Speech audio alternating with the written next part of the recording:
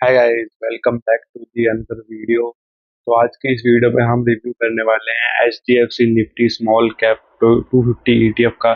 हम बात करेंगे कि ये ETF एग्जैक्टली क्या है, किस तरह काम करता है, इसकी परफॉर्मेंस कैसी रही है, इसके एडवांटेजेस क्या है और रिस्क क्या है, और सबसे इम्पोर्टेंट क्या आपको इस ETF में इन्वेस्ट करना चाहिए या नहीं। तो चलिए बिना किसी देरी के इस वीडियो को शुरू करते हैं। तो सबसे पहले समझते हैं निफ्टी स्मॉल कैप 250 इंडेक्स क्या है। निफ्टी स्मॉल कैप 250 इंडेक्स में इंडिया की लगभग 250 स्मॉल कैप कंपनी शामिल होती है। ये company generally early growth stage में होती है, फ्यूचर में लार्ज कंपनीज बनने की पोटेंशियल रखती है, लेकिन इनमें वॉलेटिलिटी भी काफी ज्यादा होती है।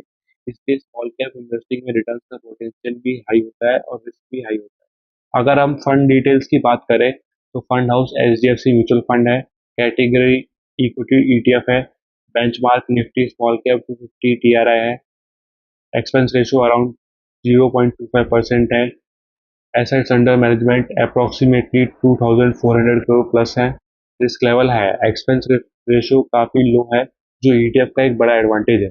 अगर हम इसके परफॉर्मेंस की बात करें, क्योंकि एक इंडेक्स ETF है, इसका गोल मार्केट को बीट करना है नहीं, बल्कि इंडेक्स को क्लोजली फॉलो करना होता है।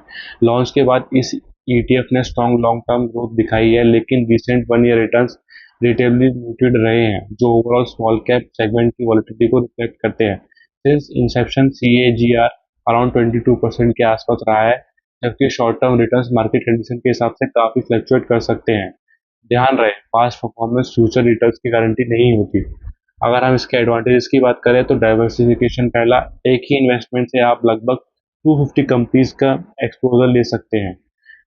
नो एक्सपेंस रेशियो सिर्फ अराउंड 0.25% है, जो लॉन्ग टर्म इन्वेस्टर्स के लिए बेनिफिशियल हो सकता है। पैसिव इन्वेस्टिंग, स्टॉक सिलेक्शन की टेंशन नहीं, जो इंडेक्स परफॉर्म करेगा वही फंड भी मोस्टली फॉलो करेगा। हाई ग्रोथ पोटेंशियल, अगर इंडियन इकोनॉमी और स्मॉल कैप कंपनीज अच्छा परफॉर्म करती हैं तो लॉन्ग टर्म वेल्थ क्रिएशन का अच्छा पोटेंशियल हो सकता है। रिस्क की बात करें, हर इन्वेस्टमेंट के साथ एक रिस्क जरूर होता है। High volatility, small cap stocks में प्राइस मूवमेंट काफी ज्यादा होता है, मार्केट गिरने पर ये लार्ज कैप फंड से ज्यादा फॉल कर सकते हैं।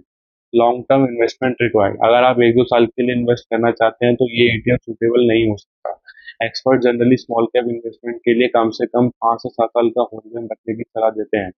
लिक्विडिटी, ETF होने की वजह से एक्सचेंज पर ट्रेडिंग वॉल्यूम और बिड आस्क स्प्रेड को भी देखना चाहिए, स्पेशली जब आप लार्ज कंपनी में बाय या सेल करते हैं।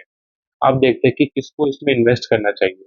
ये ETF उन इन्वेस्टर्स के लिए सुटेबल हो सकता है जो लॉन्ग टर्म वेल्थ क्रिएट करना चाहते हैं, हाई रिस्क लेने के लिए कंफर्टेबल हैं, पैसिव इन्वेस्टिंग पसंद करते हैं, स्मॉल कैप सेक्टर में डाइवर्सिफाइड एक्सपोजर चाहिए। अगर आप कंजर्वेटिव इन्वेस्टर हैं या शॉर्ट टर्म में पैसा चाहिए तो ये ETF आपके लिए सुटेबल नहीं हो सकता। आप फाइनल रिव्यू की बात करें तो ओवरऑल देखा जाए तो HDFC Nifty small cap ETF investor के लिए अच्छा है, जो ऑप्शन हो सकता है, जो लो कॉस्ट पैसिव इन्वेस्टिंग के थ्रू इंडिया की स्मॉल कैप कंपनीज में लॉन्ग टर्म एक्सपोजर लेना चाहते हैं। इसका लो एक्सपेंस रेशियो और डाइवर्सिफाइड पोर्टफोलियो इसकी स्ट्रेंथ है, लेकिन वॉलेटिलिटी इतनी हाई की वजह से पेशेंस और लॉन्ग टर्म इन्वेस्टमेंट हॉरिजन बहुत जरूरी है।